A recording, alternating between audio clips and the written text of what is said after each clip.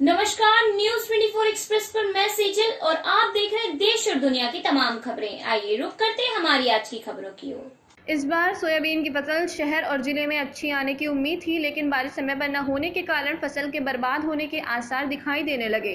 किसानों ने अपनी फसल को बचाने के लिए कीटनाशक का छिड़काव किया, लेकिन सोयाबीन की फसल को बचाया नहीं जा सका। 3 से 4 बार कीटनाशक के छिड़काव का भी फसलों पर कोई फर्क दिखाई नहीं दिया। खरपतवार और कीटनाशक के साथ साथ येलो मोज़ेक के कारण भी सोयाबीन बड़ी होने के बाद भी फल नहीं पाई। फसल पर ना तो होली आई ना ही फूल, ऐसे में किसानों को काफी परेशानी का सामना करना पड़ रहा है। जनप्रतिनिधियों और किसानों ने सर्वे कर मुआवजे की मांग की है। किसानों का कहना है कि उन्होंने कर्ज लेकर फसल बोई थी, अब इस फसल से लागत भी नहीं निकल रही है, कर्जा हो गया है। सो अलग कलेक्टर डॉक्टर पंकज जैन ने भी ग्रामीण क्षेत्रों में पहुंचकर फसलों का जायजा लिया। जिला मुख्यालय से कुछ दूरी पर स्थित ग्रामपुरा गोसाई में किसानों ने अपनी बर्बाद फसल के बारे में जानकारी देते हुए सर्वे कराकर मुआवजे की मांग की है। कलेक्टर डॉक्टर पंकज जैन शिकायतों के बाद भी खेतों का निरीक्षण किया। उन्होंने कहा कि राजस्व विभागों कृषि विभाग को नुकसान का आकलन करने के निर्देश दिए गए। वहीं उन्होंने अग्रणी किसान जो बिना ऋण लिए कृषि कार्य करते हैं उनसे फसल बीमा कराने की अपील की है। फसल बीमा कराने के लिए 31 अगस्त की तारीख बढ़ाई गई है।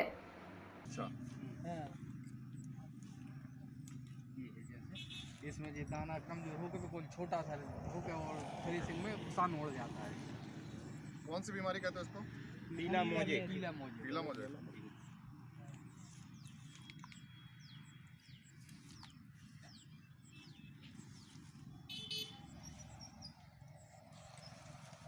क्या है सर, जो सबसे ऊंचाई पे किए थे जो तो बिल्कुल साइड से पटा 100% से ज्यादा नुकसान ही बारे में नहीं। अब तो एक ज्ञान सिंह जी, क्या हुआ है आपके फसल में?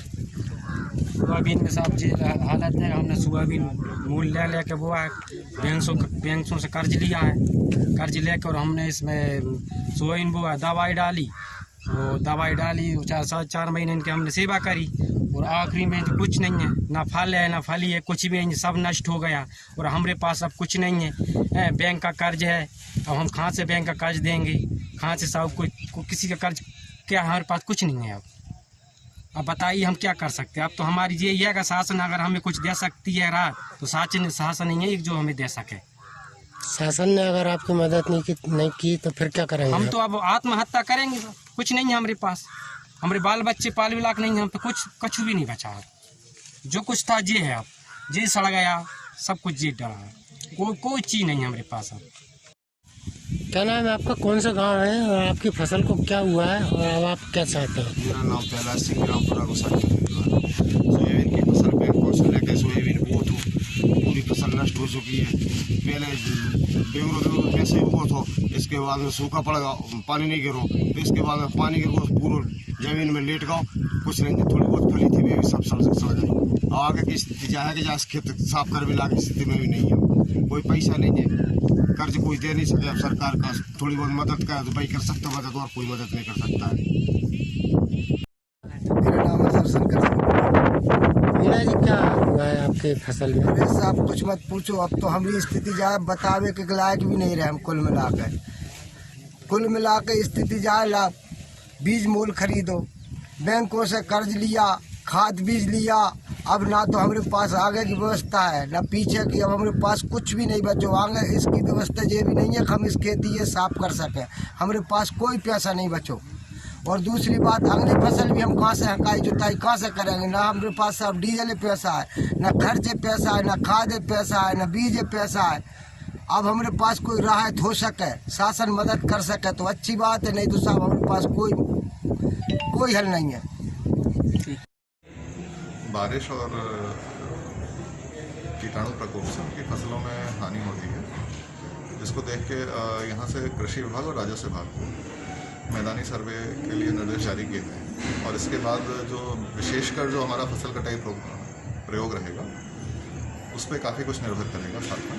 और इसके अलावा सभी किसानों को यह भी आग्रह किया गया है और बैंक को भी निर्देशित किया गया है कि जो अऋणी किसान है, जिन्होंने लोन लिए बिना अपनी फसल पैदा की है, वो लोग अपना फसल बीमा, जो 31 तारीख तक डेट बढ़ाई गई है, अपना फसल बीमा करा दें।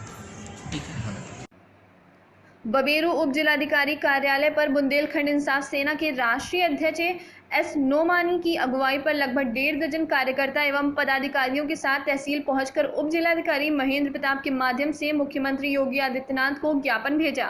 वहीं राष्ट्रीय अध्यक्ष एस नोमानी ने बताया कि जनपद बांदा बबेरू राजमार्ग की मरम्मत कार्य लोक निर्माण विभाग संबंधित सरकारी विभागों द्वारा आए दिन कराया जाता है, जिसकी मरम्मत आदि के लिए सरकार द्वारा करोड़ों रुपए का आवंटन किया जाता है। उसके उपरांत भी वह हमेशा कुछ ही दिनों पर सड़क उखड़ जाती है, जिससे भ्रष्टाचार की सड़क भेंट चढ़ जाती है, जिसमें बड़े बड़े गड्ढे हैं, जो जांच का विषय है, जिसकी जांच शासन द्वारा कराया जाना चाहिए, जिससे करोड़ों के भ्रष्टाचार का खुलासा हो सके तथा भ्रष्ट अधिकारी एवं कर्मचारी विरुद्ध कठोर दंडात्मक कार्यवाही किया जाना चाहिए। समस्याओं का बुंदेलखंड इंसाफ सेना जिंदाबाद, जिंदाबाद। बुंदेलखंड इंसाफ सेना जिंदाबाद, जिंदाबाद। मेरा नाम जुगल किशोर है। मैं बुंदेलखंड इंसाफ सेना का प्रदेश महासचिव। किस समस्या को लेकर के आए? हम लोग बहुत दिनों से देख रहे हैं कि बांदा बबेरू मार्ग आए दिन उखड़ा पड़ा रहता है। आज बन रहा है, पीछे पीछे उखड़ रहा है। आखिरकार इसमें क्या रीजन है, इसका क्या मेन कारण है? क्या अधिकारियों की मिली भगत है या ही शासन प्रशासन स्वयं ऐसा करवा रहा है कि स्वयं परसेंटेज के नाम पे पैसा अपनी जेबों में डकार रहा है और इस रोड को जैसा का तैसा करवा रहा है, जिससे कि पूरे जनमानस को बहुत बड़ी परेशानी का सामना करना पड़ रहा है। और आज उसी परेशानी को लेकर बुंदेलखंड इंसाफ सेना माननीय उप जिलाधिकारी महोदय के पास माननीय मुख्यमंत्री को माननीय उप जिलाधिकारी के माध्यम से ज्ञापन दिया, और अगर इस ज्ञापन के तहत कोई कार्रवाई नहीं हो रही तो हम लोग आगे चलकर बहुत बड़ा आंदोलन करेंगे और इस रोड के लिए कुछ भी करने के लिए तैयार हैं। जी, मैं आपको बताना चाहता हूं कि जिस तरीके से आप जानते हैं, बल्कि पूरा प्रशासन इस बात को जानता है कि बांदा बबेरू मार्ग एक ऐसी रोड है जो हमेशा मैं तकरीबन खुद 15 सालों से देख रहा हूं कि एक तरफ बनती है और एक तरफ उखड़ जाती है। आखिर ऐसा क्यों है? आखिर इस किस अधिकारी की लापरवाही है? इसमें जो भी प्रशासन के जो भी उच्च अधिकारी हैं या PWD के जो भी उच्च अधिकारी, आखिर वो इसमें एक्शन क्यों नहीं ले रहे हैं? आखिर इसमें किसकी मिली भगत है? जिसको लेकर के आज हम लोगों ने माननीय मुख्यमंत्री को संबोधित ज्ञापन हम लोगों ने जिलाधिकारी के माध्यम से, उप जिलाधिकारी के माध्यम से आज हम लोगों ने भेजने का प्रयास किया और आज हम लोगों ने आज ज्ञापन दिया है। हम लोग यही मांगे कि जिस तरीके से नरैनी रोड है, चिल्ला रोड है, तिंदवारी रोड है, महोबा रोड है, इसमें न जाने कितनी सारी गाड़ियां चलती है, लेकिन आज तक ये रोडें नहीं खराब होती है। लेकिन बबेरू रोड में बहुत वो ओवरलोड गाड़ियां भी नहीं चलती है, बहुत कम ऐसी गाड़ियां चलती है जिसमें ओवरलोड का मामला होता है। इसके बावजूद भी आए दिन ये रोडें खराब रहती हैं, जिसको लेकर आज हम लोगों ने ये मांग की है कि जो भी अधिकारी, जो भी चाहे PWD के माध्यम से वो रोड बनाई गई हो या किसी भी अन्य विभाग से कराई गई हो, ऐसे अधिकारियों के खिलाफ सख्त कार्रवाई होनी चाहिए। इनके खिलाफ अगर कार्रवाई नहीं होती है तो हम लोग आने वाले दिनों में एक बड़ा आंदोलन करेंगे, इसका विरोध करेंगे, ताकि बबेरू बांदा मार्ग रोड को सही तरीके से इसकी मरम्मत की जाए और आने वाले दिनों में जो भी ठेकेदार उस काम को अंजाम दे तो वो रोड कभी भी किसी भी तरीके से न टूट पावे। इसी को लेकर के आज हम लोग यहाँ ज्ञापन देने के लिए आए हुए हैं। शुभ नाम क्या है? मेरा नाम AS नोमानी, मैं बुंदेलखंड इंसाफ सेना का राष्ट्रीय अध्यक्ष हूँ। सर, बांदा रोड के विषय में ज्ञापन दिया, क्या है? बुंदेलखंड इंसाफ सेना के लोगों द्वारा अभी इस बात का ज्ञापन दिया गया है कि वहाँ जो बांदा बबेरू से बांदा रोड है, उसमें अक्सर खराब रहता है और दब गया है, रास्ते में बहुत बड़े बड़े गड्ढे हो गए, उसको ठीक कराया और जो ये लोग काम नहीं करा रहे उनके खिलाफ कार्रवाई करने के लिए ज्ञापन दिया।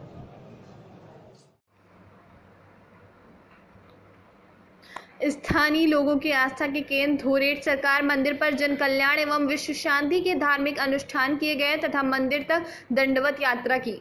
झुंडपुरा में स्थित प्राचीन धोरेट सरकार मंदिर पर प्रतिवर्ष भाद्र मास की 9वीं तिथि को वार्षिक जात एवं धार्मिक आयोजन किया जाता है। इस वर्ष कोरोना संक्रमण एवं शासन की गाइडलाइंस के चलते सामूहिक आयोजन नहीं किए गए। धोरेट सरकार मंदिर पर कोरोना गाइडलाइंस के पालन करने हेतु धार्मिक अनुष्ठान किए गए। धोरेट सरकार से महामारी से बचाव तथा विश्व शांति की कामना की गई। भगत कन्हैया रावत ने सोशल डिस्टेंस का पालन करते हुए दर्शन कराए। भीड़भाड़ न हो तथा सोशल डिस्टेंस से लोग अपनी पूजा अर्चना करें, इसका विशेष ध्यान रखा गया। इस अवसर पर विश्व शांति एवं जन कल्याण के लिए अनुष्ठान कर नेजा चढ़ाया गया। कन्हैया भगत ने बताया कि क्षेत्र के लोगों की धोरेट सरकार के प्रति विशेष आस्था है, लोगों का विश्वास है। रेस्ट हाउस प्रांगण में युवा कांग्रेस कार्यकर्ता द्वारा जिला महामंत्री यूनिस खान पठान का हुआ सम्मान समारोह।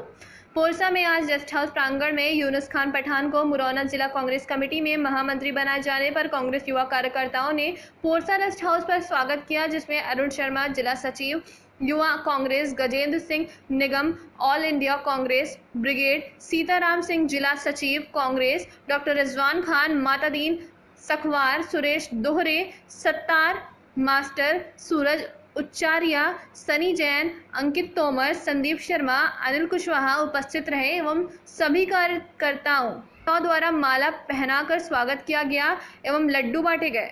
पोरसा से नीरज उर्फ धर्मवीर पचौरी की रिपोर्ट। जी, आज जो आपका सम्मान समारोह हुआ है, किन लोगों ने किया है, बताएं। हमारे ये साथी हैं यूथ कांग्रेस के, उन लोगों ने हमारा स्वागत सम्मान किया है, क्योंकि हम जिला कांग्रेस कमेटी में जिले के महामंत्री बनकर आए हैं। मुझको माननीय कमलनाथ और माननीय श्री देवेश सिंह और राकेश यादव के आदेश अनुसार मुझको इस जिले का प्रभार दिया गया है, क्योंकि वो चुनाव इस टाइम आ रहा है, उसमें हमारी पूरी भूमिका, हमारे जो अल्पसंख्यक भाई हैं यहाँ भी रहते हैं, जिले में 5 सीटों का चुनाव होना है, उसमें पूरी मेहनत से लगन से हम काम करेंगे और कांग्रेस को जिताएंगे। अच्छा, आपके पोरसा क्षेत्र में कितने जो भी संगठन के लोग हैं आपके पार्टी से, कितने लोग जुड़े हुए हैं अभी तक? हमारे लोग तो पहले से ही जुड़े हुए, अब तो बचपन से ही कांग्रेस काम कर रहे हैं। ठीक है। मुख्यमंत्री शिवराज सिंह चौहान पहुंचे खातेगांव, खराब हुई फसलों का लिया जायजा। देवास जिले के खातेगांव पहुंचे सीएम शिवराज। सीएम ने खराब हुई फसलों का जायजा लिया। फसल बीमा की तारीख बढ़ाकर 31 अगस्त की गई है। संकट की इस घड़ी में किसानों की पूरी मदद करेंगे शिवराज सिंह चौहान। पूरी फसल मोबाइल पीछे करो, मोबाइल पीछे करो। अरे मोबाइल के अंदर तो मानने वाले नहीं है, पीछे तो कर लो मोबाइल। मौजिक बीमारी आई और फसलों को सोयाबीन की उसने तबाह किया। अरे मोबाइल नीचे करना। और किसान भाई मोबाइल नीचे कर ले यार। चिंतित और परेशान है। एक सप्ताह पहले ऐसे हालात नहीं थे, कई जगह तो 3 दिन में 4 दिन में ही मेरे पास समाचार आना शुरू हुए। अब मैं ऐसे में बैठ नहीं सकता आराम से। किसान संकट में हो और शिवराज बैठ जाए, ये हो नहीं सकता। ये बात सही है कि कोरोना ने अर्थव्यवस्था की भी कमर तोड़ दी है, लेकिन फिर भी इस संकट की घड़ी में किसानों की पूरी सहायता करेंगे। फसल बीमा योजना की तिथि बढ़ के 31 अगस्त हो गई है। फसल बीमा योजना का लाभ मिले और उसके साथ साथ बाकी जो आवश्यक व्यवस्थाएं किसान की वो सब मैं करूँगा। आज मैं यहाँ देखने आया हूँ, कल भी मैं कुछ जिलों में फसलें देखूंगा। उसके बाद किसानों के लिए हम रणनीति बनाएंगे। किसानों की तकलीफ में पूरी तरह से साथ है, इस तकलीफ से बाहर निकाल के ले जाएंगे। खाद के इंतजार में अटका अन्नदाता। उमरिया मुख्यालय स्थित पुराने बस स्टैंड में देर शाम किसानों और खाद वितरण कर रहे कर्मचारी के बीच नोकझोंक सी स्थिति निर्मित होने लगी। दिन भर से खाद के इंतजार में बैठे कई किसान बिना खाद के लिए ही घर लौटने को मजबूर हो गए, तो वहीं कुछ किसानों ने तय मूल्य से अधिक पैसे लेने और खाद वितरण में पक्षपात का आरोप भी लगाया है। मामले के संबंध में आपको बतला दें कि विभिन्न क्षेत्रों से आए किसान सुबह से शाम खाद लेने के लिए सोसाइटी पर बैठे रहते हैं, परंतु इंतजार उस वक्त भारी पड़ जाता है जब बाद में आए चिर परिचित लोग खाद ले चले जाते हैं और दूर दराज से आए किसान के हिस्से में फिर अगले दिन का इंतजार आता है। खाद वितरण में किसान लापरवाही का सीधा आरोप लगा रहे हैं। क्या कहते हैं किसान, सुनिए खुद उनकी ही जुबानी। जिला हमें से पीछे आके 8 बोरी ले जा रहा खाद है, एक महिमार का आके ठाकुर ले गया है। आप लोग सामने ही ले गए? जी भाई सामने ले गया, वो भी बता रहे कोटेदार का भाई है, वो भी बता रहे हैं। हम नाम नहीं पता, सीधे घंगरी का कोटेदार है, उसका भाई है, वो हमारे सामने लेके गया है, हमसे पीछे आया है। वो कल का हमारा 12:30 बजे जमा हुआ, वो आज सवेरे आया है, चला गया। हमें नहीं मिल पा रहा है खाद वगैरह, क्या समस्या है इसको लेकर? नहीं, समस्या ये है कि कल हमको 660 बोरी खाद मिली थी। 4 बजे के आसपास हमारे यहाँ खाद आई और इसके बाद हमने बांटना चालू किया। 84 बोरी मैंने कल बांटा डीडीए साहब एग्रीकल्चर विभाग का ये निर्देश है कि आधार और पट्टा, संबंधित व्यक्ति का आधार हो, उसके परिवार का पट्टा हो, 2 बोरी आप दीजिए। उसी हिसाब से हमने खाद बांटा।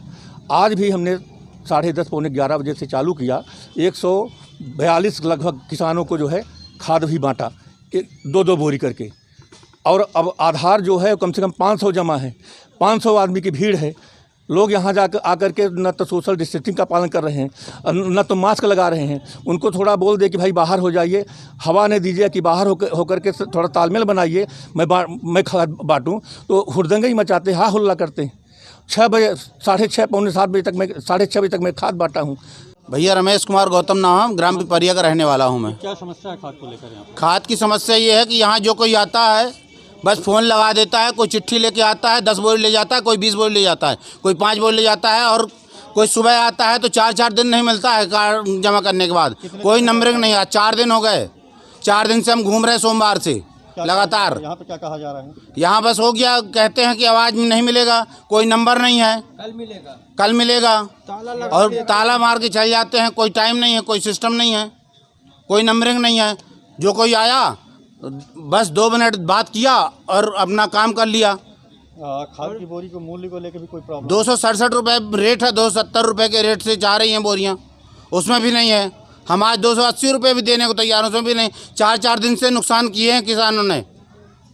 एक एकड़ अपने अपने हाथ से नींदा, उसका नुकसान हुआ। कोई हिसाब नहीं है, कब नंबर लगेगा। कल भी क्या आएंगे, कोई नंबर नहीं लगेगा। जो लोग पैसे वाले होंगे उनका नंबर लगेगा, बाकी लोगों का नंबर नहीं लग सकता। परमिट कट जाता है सब लोगों का, कह देते परमिट कट गया, ये कट गया, कहीं नती आ जाती, कहीं किसी का फ़ोन आ जाता है। सबसे पहले तो आते हैं हम लोग तो बोलते हैं कि पहले कर्ज वालों को मिलेगा। कर्ज लेने बैंक में जाते हैं अगर तो कहते हैं 84 साल के पिताजी हैं तो नहीं मिलेगा, उनको मार दिया जाए तो हमारे नाम में आएगी ज़मीन, तब मिलेगा हम लोगों को कर्ज। कितने बजे सुबह आए हुए थे आप? हम सुबह 10 बजे से आए हुए हैं और 3 दिनों से राउंड मार रहे हैं? 4 दिन से राउंड मार रहे हैं। चौथा दिन आज क्या कहते नहीं है। दुख इस चीज़ का है कि भाई उसी तरह का ग्राम के निवासी हम लोग भी हैं, वो भी है, तो उससे हमारे में क्या मतभेद है? नहीं तो आखिर ऐसा हुआ कैसे, कहाँ हुआ? हुआ है, इसीलिए मैं बोल रहा हूँ। एक जन से हम पूछ, अगर ना हुआ होता तो ना बोलता। बाकी उतनी समय आपको बोला नहीं मैं। जो आज जमा किया है भाई मेरे सामने की बात है। अब वो रिकॉर्ड ला के जो आज जमा किया है वो आज लेके चला गया। हम लोग कल सवेरे 9 बजे से यहाँ भटक रहे हैं। आज दुख इस बात का है। ऐसा तो हमारे बाकी वो कोई भी कुछ करता होगा। इसीलिए हम बीच में फाइल झटक के दूसरे को रखवा दिए थे कि तुम फाइल नहीं रखो। मैं बोला था, बोलते हैं कि अपने हाथ से नहीं लेंगे हम, आधार कार्ड जमा करके हम 3 दिन से आ रहे हैं। मैं 2 बोरी के चक्कर के लिए 2 दिन से ड्यूटी एब्सेंट कर रहा हूँ। ठीक है, 5 बजे बंद कर दिए आपको उसी बात का, बाकी ये नहीं है बाद में। और उनको आधार के बोलते रख दो कहीं। हाँ तो इसीलिए पहुँचा था, बाकी आप बोल दिए कि नहीं करते। ढंग से कोई बात नहीं, पकड़ के उसी समय उसको और देते हैं पर्ची में लिखेंगे। बिना मतलब की बात करते हो। आधार कार्ड आप लीजिए ना सीरियल भाई, हम लोग भी कल डेली आएंगे भाई। आज इतने लोग को मिल जाएगा, जाओ। हाँ आप आधार कार्ड सीरियल नहीं लेते हैं, सुन लीजिए सबसे पहली बार। मान लीजिए कल भी मैं ड्यूटी एब्सेंट करके आऊँगा। अभी आपको हम लोग क्या बोले कि आप ना दो, सीरियल बता दो कितने आदमी को मिलेगा, तो आप बोल दो इसका दिमाग कैसे है, दिमाग कैसे है? जो आदमी आधा बोल रहा है कि आप 50 आदमी, आधा आदमी यहाँ है, आधा यहाँ पर है, आधा चला गया, तो कैसे बताते हम? कैसे वो चला गया होगा तो उसका सीरियल आएगा, नंबर नहीं डाल सकते क्या? टेंशन वही है कि ऊपर का सीरियल नीचे चला जाएगा, उसका नाम आधार कार्ड कोई एकदम ये है कि कल आधार कार्ड वो आप दिए नंबरिंग करने का, आप इसीलिए बोल रहे हैं आप ऐसा कर दीजिए इतना, तो हम लोग का विश्वास रहेगा। 5:30 बजे बंद करके आ गए नहीं है भैया, कल ऊपर का नीचे आ जाएगा, नीचे का ऊपर चला जाएगा, कोई मतलब ना निकलेगा। रात भर में ब्लैक हो जाएगा। ये ऊपर का नाम एक ठो दिखा दिया, हो गया। मेरे कहने बस अपन साहब 5 बजे से बोला कि सीरियल डाल दो। भाई डाल दो कि किसी का भी होगा तो आदमी आ जाएगा सब टाइम निकाल के। नहीं बस आएगा ना, नहीं आएगा। अब इनको कहते हैं दिमाग कैसे है ये, बेचारे कब से 1 घंटे से बोल रहे हैं कि सीरियल डाल दो, तो दिमाग खराब है। भाई उतना भीड़ भी नहीं लगेगी ना, जिला मुख्यालय से 15 किलोमीटर दूर कुआंखेड़ी के नजदीकी गांव भैरोखेड़ी में शुक्रवार की सुबह से बाढ़ जैसे हालात हैं। यहां से गुजरने वाले नेवन नदी उम्फान पर चल रही है। गांव में अंदर तक पानी भर गया है। स्कूल की बिल्डिंग 2 फीट बची है। इसी प्रकार से गांव के अंदरूनी क्षेत्रों में भी पानी अंदर तक भरा हुआ है। वहीं नदी के ऊपर से बना पुल पानी में 2-3 फीट डूबा हुआ है। सुबह बीमार हुए एक व्यक्ति को 4 व्यक्तियों ने बमुश्किल नदी पार कराई ताकि उसे समय पर इलाज मिल सके। ग्रामीणों का कहना है कि रायसेन बेगमगंज ग्यारसपुर की ओर हुई तेज बारिश के बाद नेवन नदी उफान पर आ गई। विदिशा से सोनू नामदेव की रिपोर्ट। अरे अचानक बारिश हुई है, ऊपर पूरा गांव डूब में है। ऊपर बहुत ज़्यादा पानी गिरा है। अभी गांव में कितने लोग फंसे होंगे? गांव में है करीब 100-150 आदमी। कोई मदद करने वाली टीम आई कि नहीं आई? कोई अभी तक कोई मदद करने वाली जीप वगैरह कुछ भी नहीं आया अभी तक। कौन सा गांव है? भैरोखेड़ी गांव है। कौन सी तहसील लगती है? विदिशा तहसील है, जिला विदिशा है। कहाँ के रहने वाले हैं? भैरोखेड़ी। क्या मामला है ये पूरा? सुबह 7 बजे नदी चढ़ चुकी है और अचानक बारिश भाई पूरे रोड जाम हो चुके हैं और जो मरीज आदमी है उन्हें निकाल रहे थे कंधे पे, 4 जने कंधे पे डाल के निकाल रहे थे। कौन लोग निकाल रहे थे? कौन लोग निकाल रहे थे? हम निकाल रहे थे, 2-3 जने और थे।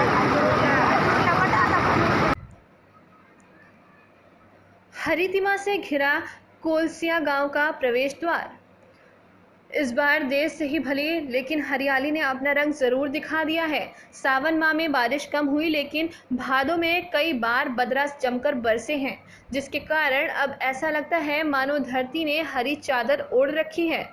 कोलसिया गांव के मुख्य बाजार स्थित प्रवेश द्वार इन दिनों आसपास की हरियाली की ओट से घिरा हुआ है। उरी जालौन सदर कोतवाली क्षेत्र के शिवपुरी मोहल्ले में रहने वाले महिला कांस्टेबल के पति की धारदार हथियार से हत्या कर दी गई। जानकारी मिलते ही पुलिस कप्तान डॉक्टर यशवीर सिंह भारी पुलिस बल के साथ मौके वारदात पर पहुंच गए। पुलिस ने हत्यारोपियों को गिरफ्तार कर लिया। उनसे पुलिस की पूछताछ जारी है। क्या मामला है पूरा? ये थाना उरई जनपद जालौन में लगभग 8 बजे के लगभग घटना है। एक अभियोजन कार्यालय में तैनात आरक्षी है, महिला आरक्षी, उनके पति की हत्या कर दी गई है। और जो जानकारी मिली है, 2 लोग हमने पूछताछ के लिए थाने में गए हैं। जो मृतक है मनीष के ससुर यानी महिला कांस्टेबल के पिता और महिला कांस्टेबल के भाई, उन लोगों ने चाकू से गोदकर इसकी हत्या की है। वो लोग आज जो किराए के मकान में रहती है वहाँ पर उनसे मिलने के लिए आए थे। उसी दौरान कोई वाद विवाद इनका आपस में हो गया और उसी में उन्होंने चाकू गोदकर उसकी हत्या कर दी। सर, हत्या की मुख्य वजह क्या बताई जा रही है? देखिए, अभी लगभग आधा-पौने घंटे पहले घटना है। इसमें पूछताछ कर रहे हैं, उन लोगों को थाने पर लाया गया है, पूछताछ कर रहे हैं। जैसा भी आगे होगा आपको बता दिया जाएगा। सर, कुछ लोग गिरफ्त में आए हैं। हाँ, वो लड़की के पिता हैं और लड़की का भाई है जो गिरफ्त में आए हैं और उन्होंने ही संभवतः हत्या की। ठीक। गोरमी नगर में आधा दर्जन से अधिक मेडिकल स्टोर पर ड्रग इंस्पेक्टर ने की कार्रवाई। आज नगर में ड्रग इंस्पेक्टर आकांक्षा गरुड़ एवं नायब तहसीलदार शिवदत्त कटारे ने आधा दर्जन मेडिकल स्टोर कार्रवाई की। कार्रवाई के दौरान मेडिकल स्टोर पर दवाइयों का चेक किया गया, एक्सपायरी को देखा गया एवं अन्य कार्रवाई की गई। नगर के किरण मेडिकल, थापक मेडिकल, नरवरिया मेडिकल पर छापामार कार्रवाई की गई। कार्रवाई के दौरान स्थानीय थाना प्रभारी मनोज राजपूत, आरक्षक पंकज शुक्ला सहित अन्य अधिकारी कर्मचारी मौजूद थे। गोरमी से हरिओम कटारे की रिपोर्ट। कार्रवाई की गई है यहाँ इस मेडिकल में। देखिए, 2 दिन पहले कलेक्टर साहब के आदेश के तहत अपने समस्त जिले में सभी पदाधिकारियों को एक 3 दल गठित किया गया है, जिसके साथ औचक निरीक्षण के लिए कहा गया है और जो भी अपनी दवाइयाँ संबंधी, औषधि संबंधी अगर कोई विसंगति पाई जाती है तो उस पर कार्रवाई करने के लिए आज मैं गोरमी के भ्रमण पर हूँ और मेरे साथ में यहाँ पे तहसीलदार साहब भी थे और टीआई साहब भी मौजूद थे। और गोरमी में अभी एक जगह हम कार्रवाई करते हुए आ रहे हैं, एक शॉप पे, और ये दूसरी है यहाँ पे, ये भरत हॉस्पिटल के पास में किरण मेडिकल स्टोर नाम से अपना मेडिकल स्टोर है। यहाँ पे कार्रवाई के दौरान ये पाया गया कि जो आपका प्रोप्राइटर है वो उपस्थित नहीं थे। वो अभी दवा वगैरह वापस करने के लिए, उनको जैसी जानकारी मिली है कि वापस करने के लिए वो ग्वालियर में। अब उनके एब्सेंस में यहाँ पे कुछ जो हम डॉक्यूमेंट्स भी देख रहे हैं, डॉक्यूमेंट्स थोड़े इनकम्प्लीट हैं और उसके लिए भी हमने इसमें लिख दिया है अपनी निरीक्षण के उसमें कि कुछ डॉक्यूमेंट्स जो सेल परचेज के हैं वो अवेलेबल नहीं है। साथ ही दवाइयों की मैं वो भी कर रही हूँ, सैम्पलिंग भी कर रही हूँ, जिससे कि अगर कोई औषधि में कोई दवाइयों से रिलेटेड कोई प्रॉब्लम इशू आता है तो इन्हें भोपाल भेजा जा रहा है ड्रग टेस्टिंग लैब में, जहाँ पे वो टेस्ट होके अपने को जानकारी मिल जाए। आपने जो दूसरी जगह रेड किया। आज की खबरों में बस इतना ही। देश और दुनिया की तमाम खबरों को देखने के लिए बने रहिए न्यूज़ 24 एक्सप्रेस के साथ।